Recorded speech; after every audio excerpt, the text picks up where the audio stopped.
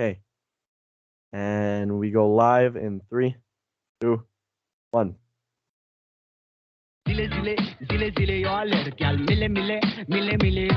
Welcome to the All Ball Podcast. I am your host, Joseph Shelton, here with my co-host, Patrick. It is Tuesday, February 8th. Today we will be discussing the Pro Bowl and how we hated it. The player most Pro Bowlers think is the MVP. And next we will be discussing the Alvin Kamara arrest and the potential for a Tom Brady comeback. In the second hour, we will be discussing NBA trades as well as recruiting rankings in college football and NIL money. Last, we will be giving our thoughts on the new name of the Washington football team. This is the All Ball Podcast.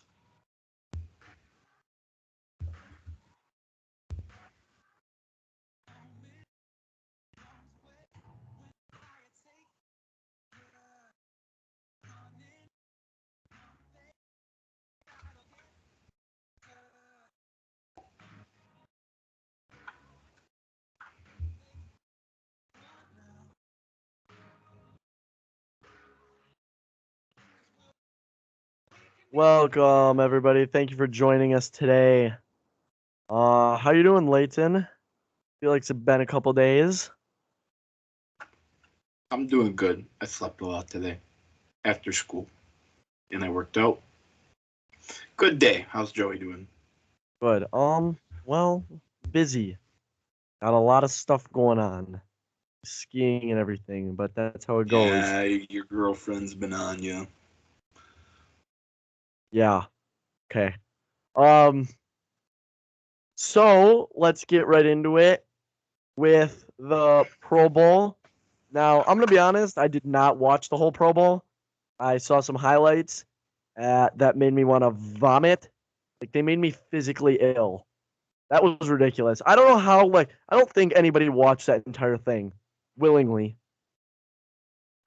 Yeah, I was working, and if I had a time machine to go back to Sunday, I'd probably go to work. It wasn't that cool. I mean, I understand why they play so passive, right? You don't want to Right. risk injury in turn your paycheck, and it's just for fun, so they can kind of do crap that they can't do in a normal game. So I get why the players don't try, but I don't think that if the NFL is looking to make money and revenue, that's not something they should be putting out. They should definitely try to find an alternative or just completely cease the game at all. Because I feel like I would be surprised, like with how many. Because I'm assuming the Pro Bowlers get like all their stuff paid for, yes, like hotels and food and stuff, right? Yeah. You would think. I don't know how much money they would have made off the Pro Bowl. Like, especially maybe like they probably made money, but maybe like even next year's Pro Bowl, because like the last couple have been kind of bad. I don't know if I'm gonna even if I'm not working, even if I have the ability to watch it, I don't know if I'm gonna willingly watch it next year. No, I would not watch it. It is horrible. It's literally just two-hand touch, but it's not even because they're not even like running full speed. No, they don't. No, It's they horrible. jog. They all jog. There's literally no reason to watch the Pro Bowl at all. There's no incentive to watching it. That's why, like, I'm with you. I think they should get rid of it completely because I totally get why the players don't try that hard. Like, there's no reason to risk injury. A lot of them probably haven't worked out, and some of them their seasons ended like a month ago. You know, so there's no reason for them to go hard to risk. In the case of the Chiefs, their season ended last week. I'm surprised that some of the Chiefs players showed up. Yeah, like there's just literally no. No, there's no point to it. And yeah, the players get 50 grand for winning, which that's a lot of money. For them, it's not as much. But I don't know, like I get having it and recognizing the guys that got to the Pro Bowl, but I think it would be a lot better if they just had like the skills competitions are so much fun. I think that would be a lot better. Like I don't much rather watch a skills competition or even a 7-on-7 flag football game than that. That's just horrible, dude. Or here's another one, because you know how they have like dodgeball. What if they had like a volleyball game? I feel like the players would actually try in a volleyball game. Well, like I said, they could just do more skills competitions or more games or something like that. Like that'd be way more fun than what they do right now. Yeah, no, they got to come up with some alternative. A 7-on-7 would definitely be interesting, but I feel like, again, they really wouldn't give full effort, even if it was like um, flag. Flag. What is it called? Yeah. Flag football. Yeah. Um, I feel like they wouldn't give it 100% anyway, especially because then you're like not going to get touched as the quarterback. You can just pretty much stand there until everybody gets bored. Like it's just weird. So they're going to have to figure something else out. Well, and here's the deal. I feel like more players would maybe show up if they didn't have to play the game. Like I don't think the game is I think the game's the reason why they don't want to show up. You know what I mean? So then you could have people like Aaron Rodgers show up to the skills competition, which would be cool, or like Tom Brady's only ever went twice. So like you'd have players like him go more often. I don't know, just have more fun things. Like I don't like the precision passing. That's really cool. I don't like that they have a non QB do it because I don't want to see No, that. they should keep players in Yeah, games that revolve around their position. like It's just weird that they have and they did horrible. receivers and stuff. Yeah, It yeah. was who was it? Justin Jefferson and who was the other non? Was it Diggs? I don't know, dude. I don't remember. I saw Diggs score a touchdown on his brother, right? And Trayvon kind of I slipped think and so. fell or whatever, and Stephon just kind of ran past and giving them the peace sign. That was kind of cool. That was the only thing I actually saw from the Pro Bowl. Did you Like, see that Stephon I saw Diggs in some. the best catch competition? He jumped off a truck and threw a table. He did the Bills Mafia thing. That was See, that's cool. funny. See, that's funny. Like, Yeah, that's like fun stuff. And then Stephon or somebody got Kirk Cousins out, and then there was a Stephon Diggs was waving goodbye to him after Kirk Cousins got out of the dodgeball game. Like all that stuff was cool, and the game was just so bad, dude. It was so bad. yeah, and I like how that's like the prime time thing at the end of the weekend. That's Yeah, supposed to, all exactly. the momentum, all the entertainment and the excitement, and then it's just a flop every Oh, dude, I year. couldn't care less. So, yeah, I mean, there's not much that.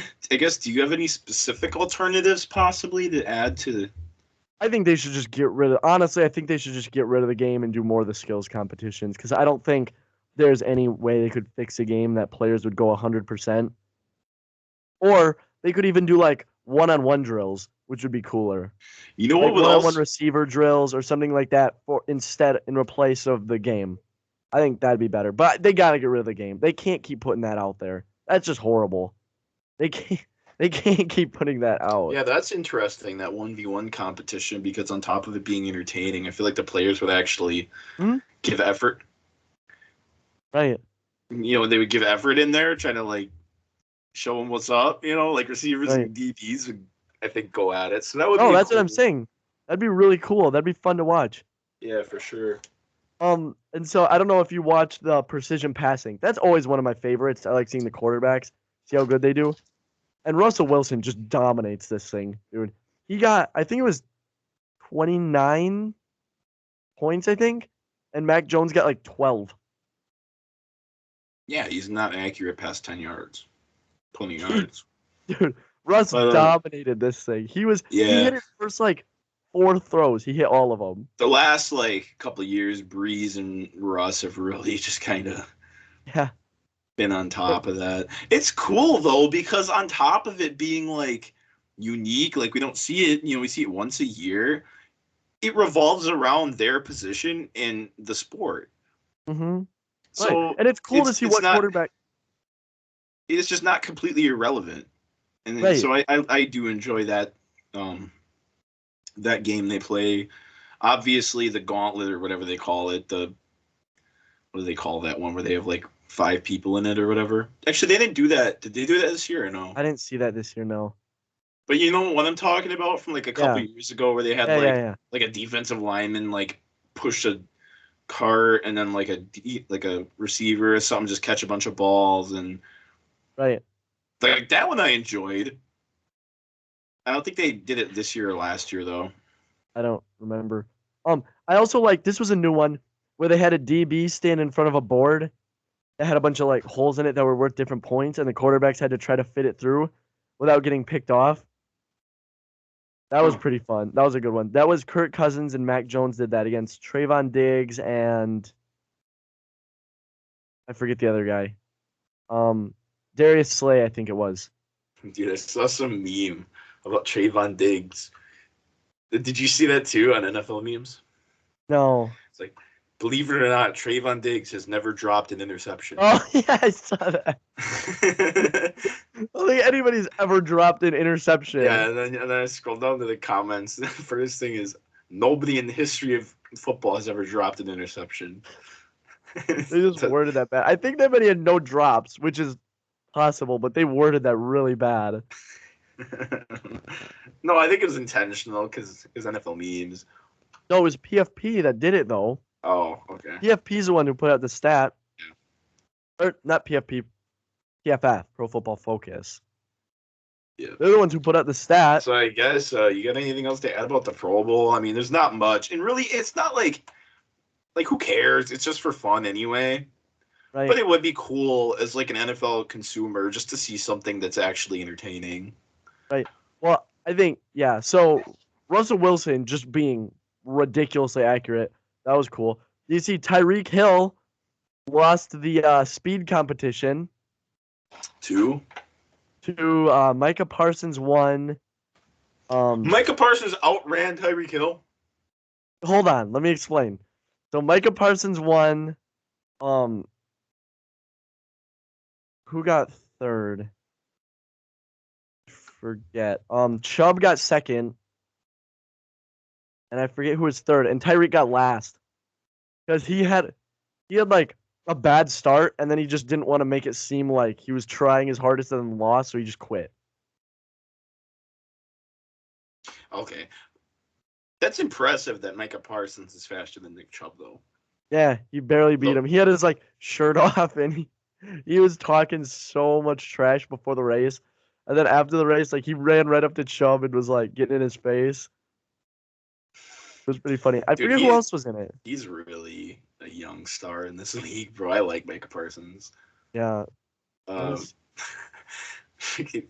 Okay, but let's be real here. Tyreek Hill's obviously faster than them. Like, obviously. Is he?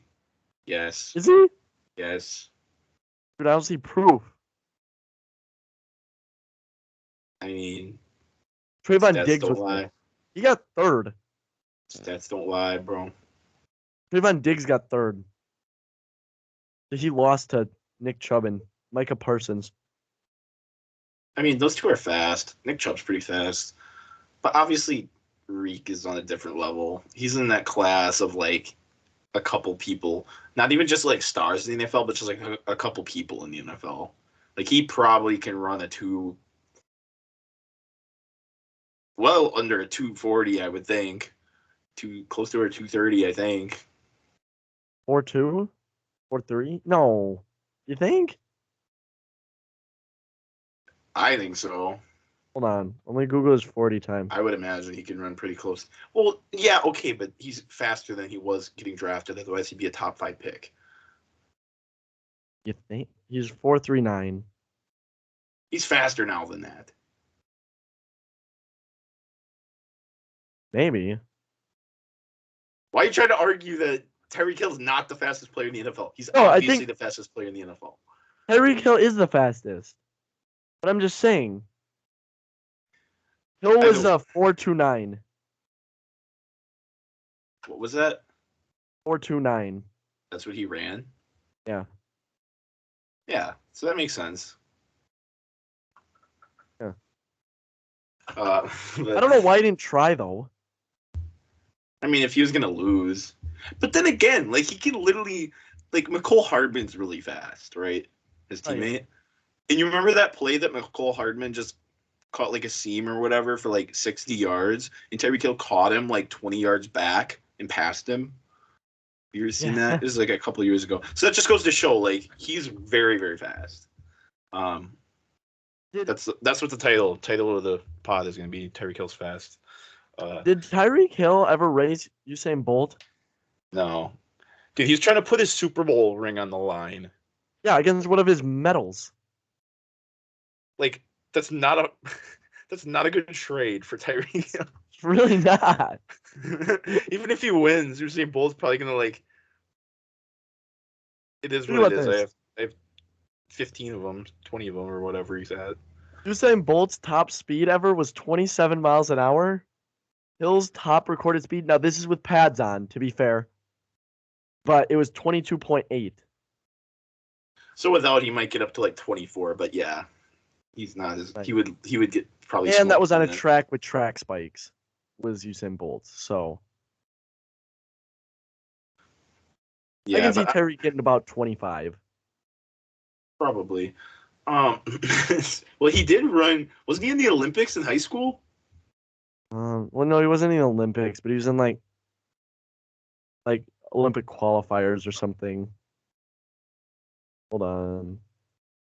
Yeah, that's crazy. He said he was gonna try for the Olympics, but I don't think Fun he ever fact: made I it. found out my manager. He showed me like a certificate he got. He was in the Olympics for swim in high school, or not in the Olympics, but qualified or whatever it was in the qualifying. Interesting. So he went there. And he's a big dude though, like, so it's funny. Terry But, Kill was okay. in the World Junior Championships in Barcelona. I guess, do you want to slide into the next topic? Is it Kamara? Yeah, okay, so a couple other Or notes. no, not yet. Mac Jones had way too much fun for barely getting there. All right, he needs to chill out. He barely got to the Pro Bowl just because like 6 other people turned it down. And Well, he was having way too much fun. Here's the thing: is I bet Mac Jones is going to be in the Pro Bowl for a long time coming because I don't see him playing in the Super Bowl. I don't see him sitting out of the Pro Bowl right. for a long time. It's the closest he's going to get to playing Week 21.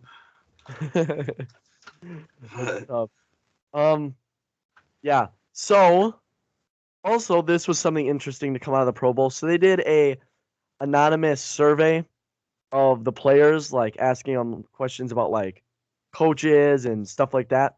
So Mike Vrabel was voted as the coach players would most want to play for, which was kind of interesting. I mean, I believe it. A former player.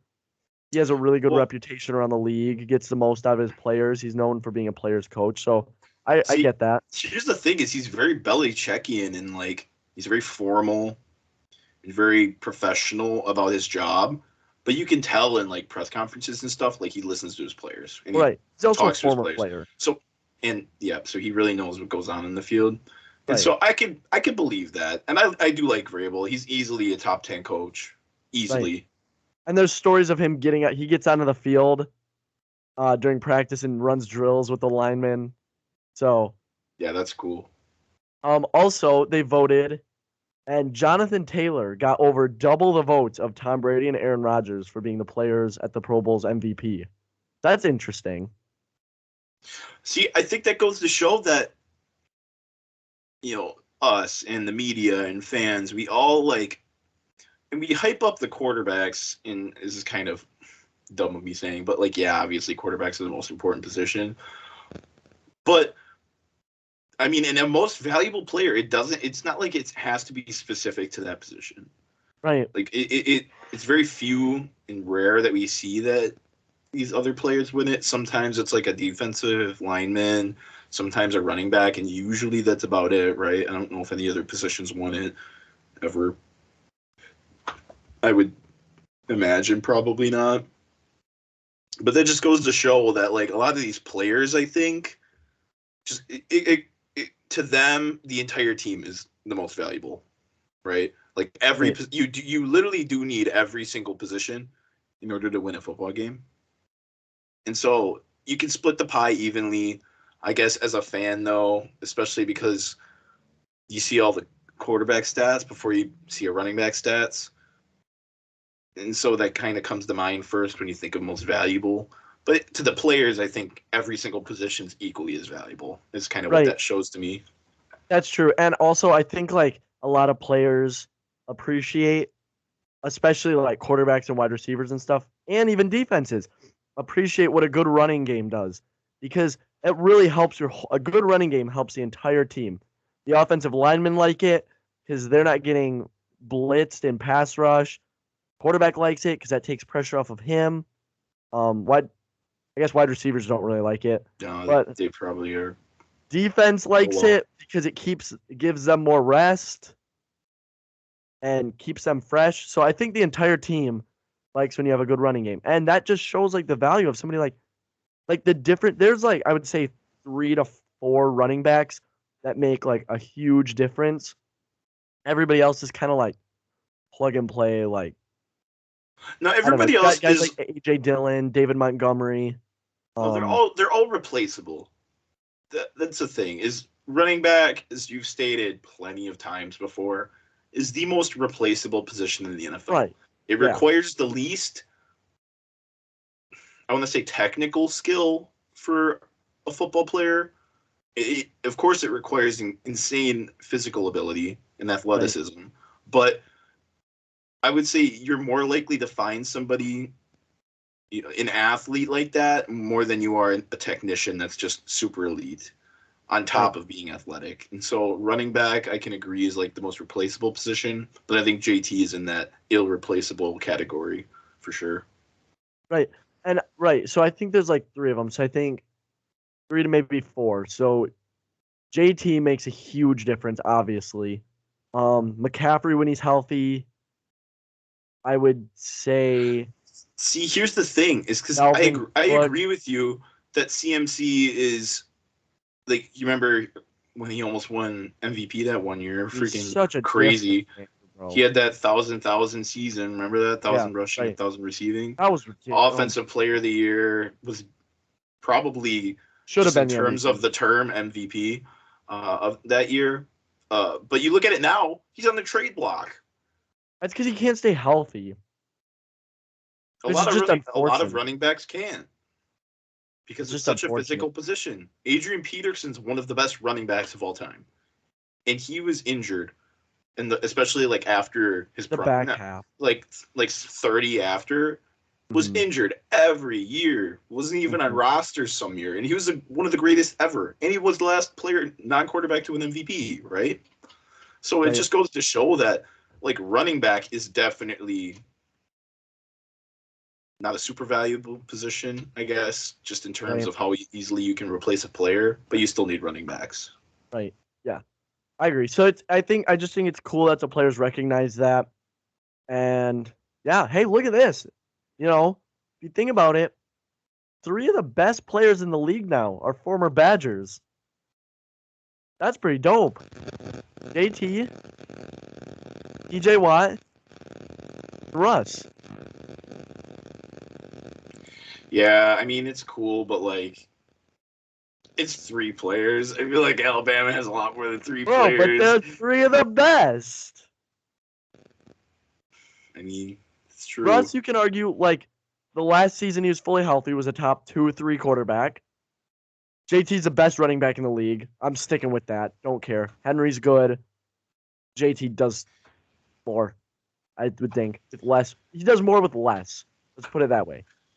Volume, Henry takes it, but JT does more with less. And there's a good argument to be made that TJ Watt's the best defensive player in the league. Yeah, I'm not going to flex after freaking Wisconsin's recruitment this year, but we'll get to that in a second. Are we going to get that today? I don't know. Yeah, we'll get that in the second hour. But like, it was that top 4. So definitely JT and Henry are in that top 4 area. Right. I was thinking JT, Henry, CMC when he's healthy, maybe Dalvin Cook, and maybe this next guy we're gonna get to, Alvin Kamara. They're gonna have to replace him. Moron. Gonna have to be replaceable. So, in case you didn't hear, Alvin Kamara was arrested over the weekend on battery charges. He was in a nightclub in Vegas. Dude, what happens in Vegas stays in Vegas. So, well, not this. So players stay in Vegas in the pen. Here's the overall report in case you missed it. So This is according to KTNV Las Vegas. Surveillance video shows New Orleans Saints running back Alvin Kamara punch a man approximately 8 times outside Dry's nightclub in Las Vegas, according to an arrest report from the Las Vegas Metropolitan Police Department. In the report, police say the surveillance video supports the victim's account of what happened. The man was knocked unconscious and suffered an orbital fracture to his right eye. Kamara, 26, was arrested Sunday. Get this, after playing in the NFL Pro Bowl, and has since posted bail. Neither he nor his representatives have publicly commented on the incident. According to the report, the man met Kamara and his group, which included his girlfriend, assistant, and several friends, while they were waiting for an elevator after visiting Dry's at Cromwell. The man started talking to one of the group members and then made a move to get on the elevator with them once it arrived. At that point, Kamara reportedly put his hand on the man's chest, and the man pushed it off before another one of Kamara's group threw the first punch. The man was punched at least 8 times by Kamara and then kicked and stomped on by other members of Kamara's group once he hit the ground, the report states. One member of the group reportedly stomped the man at least 16 times while he was on the ground. Kamara told the police the man called one of his friends ugly while they were waiting for the elevator and later said, "I'll whoop your ass too," per the report. Kamara said he saw the fight break out next to him and thought the man was running away and had done something to his group. Surveillance video does not show the man running away. So he was arrested on suspicion of battery and so assault. Here's what I want to say first. This guy could have died. There was a group of guys all standing around beating the crap out of him. Have you seen a picture of the dude? I have not. He looks like a bowl of chili. He got brawled. He got mauled and tossed and turned and screwed. As bad as as bad as this is, it could have been a lot worse for the victim and everybody involved. Everybody involved. So this is why. And now this is interesting. This has just come out today. NFL officials. This is according to TMZ Sports. So NFL officials were informed Alvin Kamara was a suspect in a felony battery case prior to the Pro Bowl, but the cops and the league allowed the Saints star to still play in the game. We were told NFL security was notified several hours before the kickoff. Police were looking for the 26-year-old running back, but the parties essentially came to agreement that Kamara would be allowed to play in the game and cooperate with authorities afterwards. We got in touch with NFL security about 10 o'clock in the morning and let them know that Kamara was a suspect in the case, and they located him and he was already on the field. He continued, they contacted him and agreed to meet with us after the game. So that's actually interesting. Yeah, I'm surprised about that the NFL would agree to that. I mean, I get it, especially because, like, you don't know the whole story, and either way, it's not like he's, like, if he's going to run off, then they got a bigger issue. Like, if Alvin Kamara did, if he runs off, then they got a bigger issue to deal with than him just getting taken right there. So I don't know. I guess I get it. I'm just surprised about that the NFL is just like, they just agreed. Oh yeah, let's let him play, even though he almost killed somebody. It's fine. I know that's just surprising. All right, sorry, I'm distracted here. Michaela Schifrin's about to run for slalom, so I'm just gonna put this on in the background. I don't know. You know who Michaela Schifrin is? Couldn't tell you, bro. She's like she's a female skier for the U.S., but she's like one of the best ever. Like, she just dominates in slalom. She is absolutely dominant. Anyway, so I guess my biggest takeaway on this whole Alvin Kamara situation is if you're an NFL player, people are obviously going to be more like in your face when you go out. It's just not worth it, dude.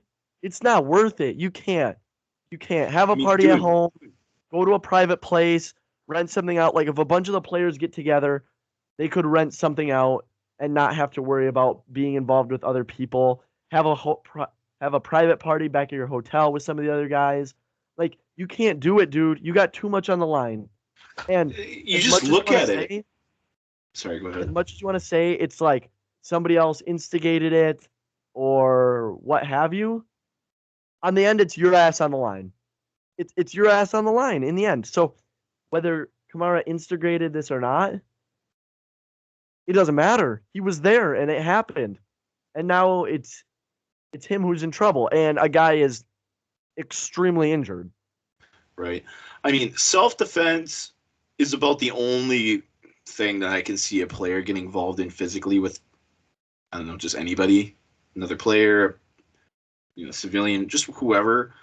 Is about the only way that I see it okay with somebody physically engaging with somebody else. And that goes for everybody, but especially football players, especially athletes, especially stars in the world, because they're just held to a higher standard. You look Right. at it like he was in a prime position, making a lot of money, doing something he loves doing, in what I would argue would be a much better job than a lot of us normal people have. Right? It's genuinely fun to go to work. Um, like that's your career, to play a sport that you've been playing since you were a kid. That's such a privilege, and just it's such a good position that to be in, And he just, man, even if do you know how long battery charges are, like sentencing wise? Yeah. No, he could be 5 years, I think. 5 years. Up to 5 years in prison he's facing. Now Look he at, won't get that because he's right. rich and They usually don't. But even if he does get a shorter sentence, let's say 2 years, and he gets out at 28, he's not getting signed. yeah. He's not making No, more money in the yeah. NFL at least. Well, and I'm pretty sure that waives his contract too. Yeah, there's I'm got to pretty be sure his something in contract is there that void. ceases it for sure. What? I said, yeah, there's Yeah. got to be something written in there that ceases it if they get in legal trouble. Um, but yeah, man, that's just crazy that, especially because I don't know what it is, but mental health is obviously one of the biggest issues in the world, not just the NFL, but you look at the Henry Ruggs situation. There's so many outlets and alternatives that these players have for both therapists, Uber, psychiatrists, just people to talk to, people to contact to help with whatever situation you're in. Whether it's just in the case of Henry Ruggs, needing a ride home, as simple as that. And guess what? He killed somebody, and guess what? He is now in He's jail done. for his He's life. done. Well, and here's the He, thing. It could not even be like this instance, it may not even been 100% his fault. You know what I mean? Like this other guy could have instigated it or whatever, what have you.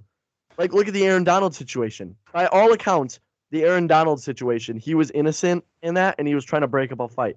However, when it first came out, it was portrayed as in it was Aaron Donald's fault. When you're a high profile figure, such as an NFL player, you have a lot of money, you're physically very imposing compared to everybody else, and people want to challenge you sometimes. Some people think they get drunk, they think they're tough, and they want to step up to you. And you just can't have it. You have way too much on the line, whether it's your fault or not, whether anybody else challenges you, whether they make a talk about your girl, your wife, whatever, what be it, whether they challenge your manhood, whatever. You can't be the one in that situation because you have the most to lose. You know what I mean? You have the most to lose. And like, so I don't even know if it's like a thing is there's an outlet to do it. You just can't. And yeah, that stinks. Like people want to go out, they want to have a good time, and especially if you're young and rich or whatever, you want to go out and you want to show your stuff off, right? I get that. I totally get it. But privileges come with a cost. Playing in the NFL is an extreme privilege, right? You didn't, yes, you're the one with the talent and you're the one in demand, but it's still a privilege to play in the NFL and make millions for your job. So there's some things you just got to sacrifice. And you know what? Some people are willing to do it. You would never hear this happen to Tom Brady, Peyton Manning, other guys like Greg Olson, you never heard anything about. You never heard stuff about this like Shannon Sharp. I guess Ray Lewis had the one incident early in his career, but after that, you never heard it about Ray Lewis. You've never heard it about a guy like Patrick Mahomes, Russell Wilson, guys like that. You've never heard it about. Yeah, there's just all these egoistic, just big-minded. You gotta be very prideful as a adult male in yourself. You just have to assert your dominance. Like, bro, you just gotta let people push you over, and go play a football game on national TV tomorrow, right. and you'll forget all about it. Right. Well, that's what Shannon Sharp said. He said, even if he said something about his girl, he goes, bruh, that's my girl. Be respectful, and then leave. That's all you got to do. Just because leave. there's so much stuff that's bigger than that. There's so much stuff that's bigger than your pride. Hey, everybody in this world screws up.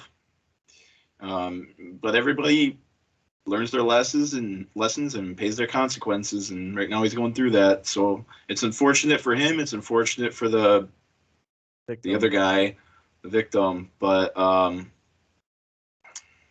man, you just got to be extra careful, man. When you're a public figure, like, you just got to be extra careful.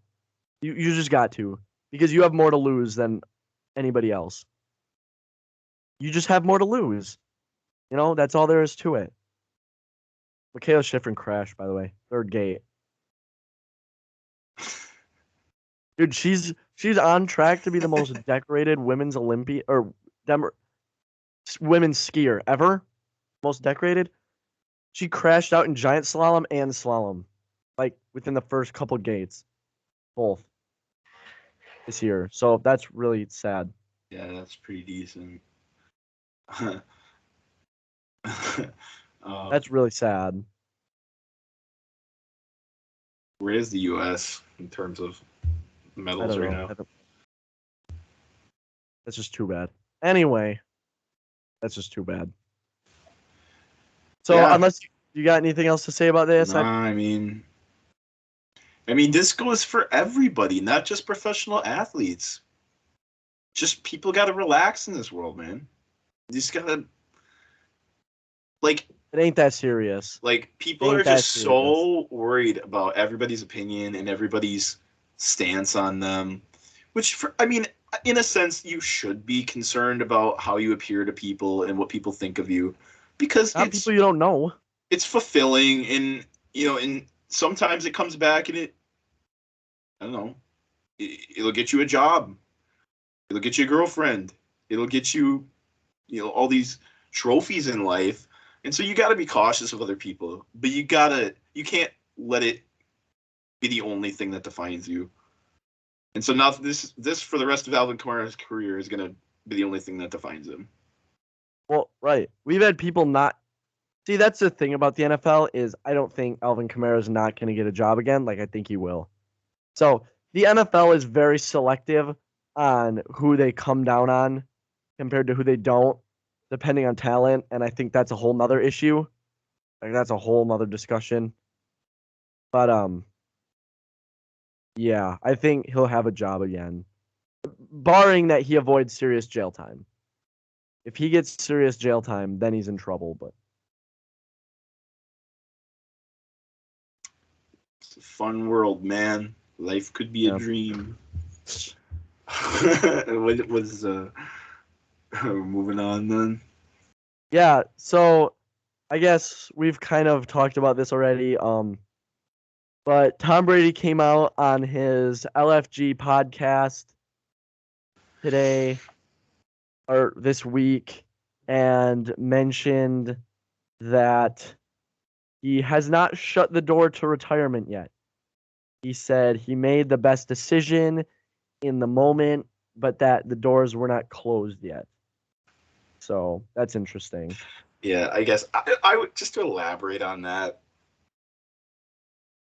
I would put the house on him not coming back to the NFL. No, I don't think he is. Like, you look at it, he put out his retirement letter. Like, right.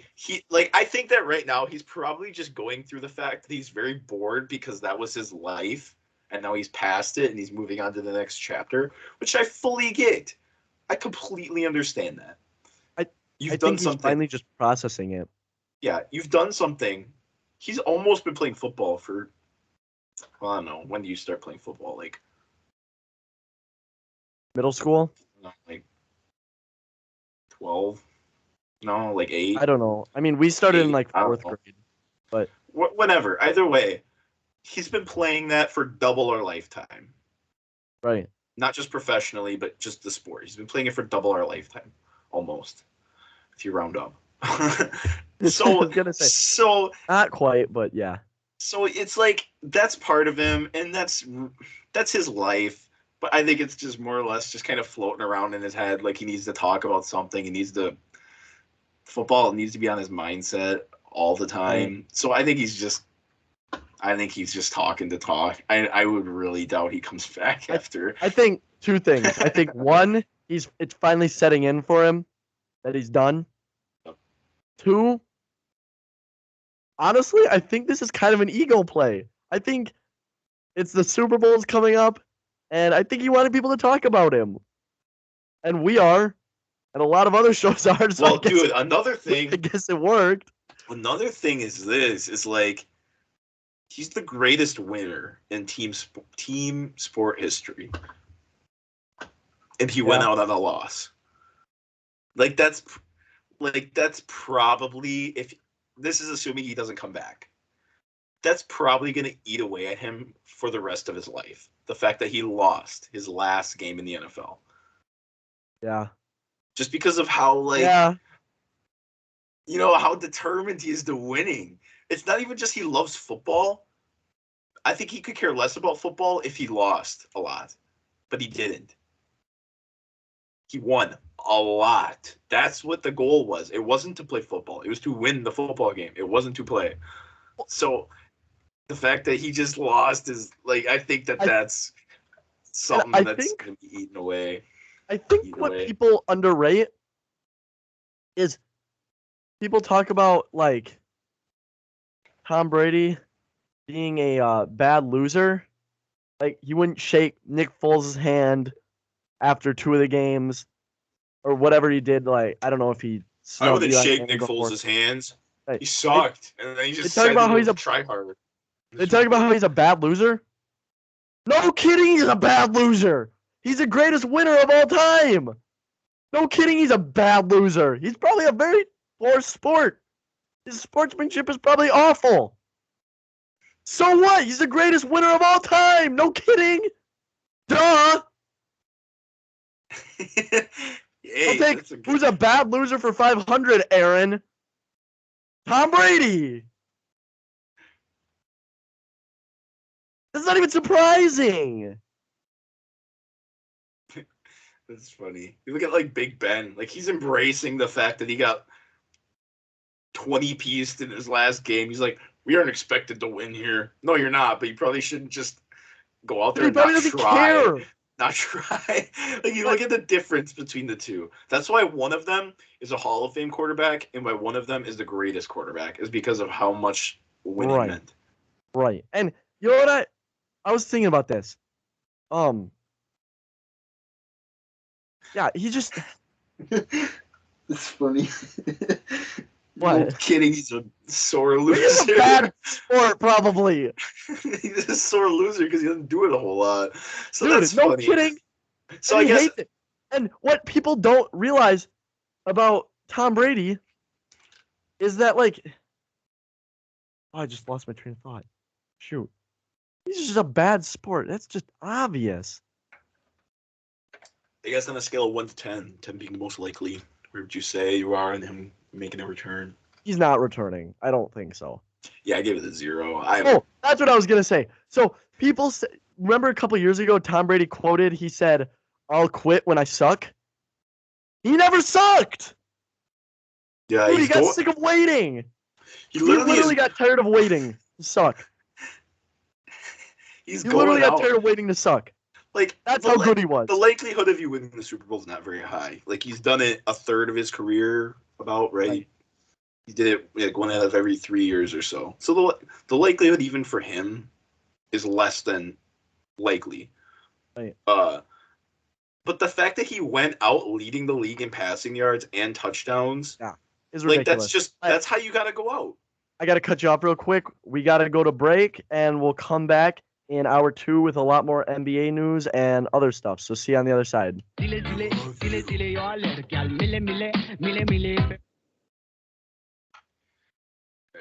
Sorry, I had to cut you off. Oh, that's fine.